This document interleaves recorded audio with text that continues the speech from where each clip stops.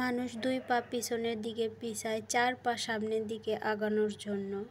So hello everyone, আসসালামু আলাইকুম। আপনারা সবাই কেমন আছেন? আশা করি সবাই অনেক বেশি ভালো আছেন। আলহামদুলিল্লাহ, আমিও ভালো। নতুন একটা ব্লগে আপনাদের সবাইকে স্বাগতম। তো দুপুরে খাবার সময় হয়ে গিয়েছে, চলেন দেখি আমার শাশুড়ি কী রান্না করেছে। তো এখানে হচ্ছে ঢেঁড়স ভাজি করেছে। তো ঢেঁড়স ভাজি তো আমার অনেক বেশি প্রিয়, আমার পছন্দ আর কি। তারপরে এখানে কি গরুর মাংস রান্না করেছে। তো গরুর মাংস রান্নাটা অনেক বেশি সুন্দর লাগতেছিল, কালারটা অনেক বেশি সুন্দর হয়েছে। তো খেতেও অনেক বেশি মজা হয়েছিল। তো এটা হচ্ছে বাড়ি থেকে আসার পরের দিনের ভিডিও। তো আমি আমার বাবার বাড়িতে প্রায় 20 দিনের মতো থেকে এসেছি, তারপরের দিনের ভিডিও। তো আসার পরে দেখি আমার রুমের অবস্থা খুবই খারাপ। তো সেই জন্য সকালবেলা ঘুম থেকে উঠে রুমটাকে আগে সুন্দর করে সব কিছু ঝেড়ে মুছে পরিষ্কার করে নিচ্ছিলাম। একটা ঘরে যদি মেয়ে মানুষের শোয়া না থাকে, তো সেই ঘরে কি অবস্থা হতে পারে আপনারাই বলেন আপুরা।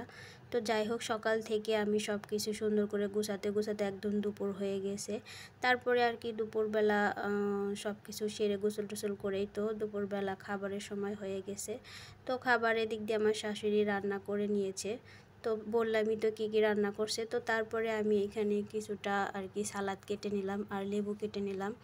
তো তারপর সালাডটা করে নিলাম। তারপরে আমি ডাইনিং টেবিল থেকে খাবারটা বেড়ে নিজের রুমে নিয়ে এসেছি। তো আমি সবসময় আর কি খাবারটা ডাইনিং টেবিল থেকে বেড়ে নিজের রুমে এনে খেতেই বেশি ভালো লাগে। তো খাটের উপর বসে বসে খাই। তো সব কিছু বেড়ে টেড়ে রুমে নিয়ে আসছি, এখানে আমরা দুজনে বসে বসে খাবো। তো তারপর সব কিছু বেড়ে নিচ্ছিলাম, এখানে আলিজার আব্বুকে বেড়ে দিচ্ছিলাম। তো এখন আসি আসল কথায়। প্রথমেই যে বললাম যে মানুষ দু পা পিছায়, চার পা সামনের দিকে আগানোর জন্য। আসলে যখন মানুষ দেখবেন যে একদম স্থির হয়ে যায়, শান্ত হয়ে যায় বা একদম নিস্তব্ধ হয়ে যায়, পিছনের দিকে একটু পিছায়, মনে করবেন যে তখন সেই মানুষটা সামনের দিকে চার পা আগাবে। তো একটা মানুষকে যদি আপনি দাবার দেন, তাহলে তো নিজেকেও আর কি দৌড় দিতে হবে, তাই না? এটাই তো নিয়ম। তো যাই হোক, আমার পেজের অবস্থা খুবই খারাপ ছিল। আমি এত পরিশ্রম করার পরও আমি পেজে কোনো রকম আর কি সফলতা পাচ্ছিলাম না। তো অনেক দিন ধরেই আমার পেজে কাজ করা। তো সারাদিন অনেক পরিশ্রম করার পরেও, অনেকভাবে কষ্ট করার পরেও আমি পেজ থেকে কোনো সফলতার মুখ দেখতেছিলাম না।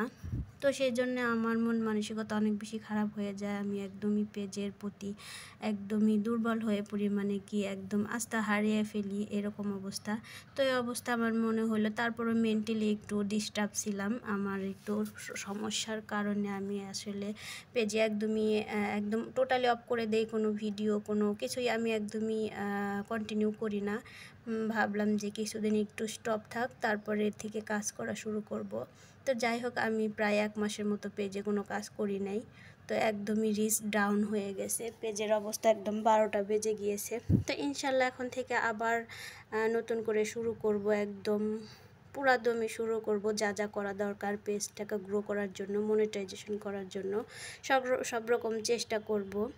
কষ্ট তো করেছি, প্রয়োজনে আরও কষ্ট করব, তবুও এই পেজ থেকে কিছু একটা করার চেষ্টা করব ইনশাআল্লাহ।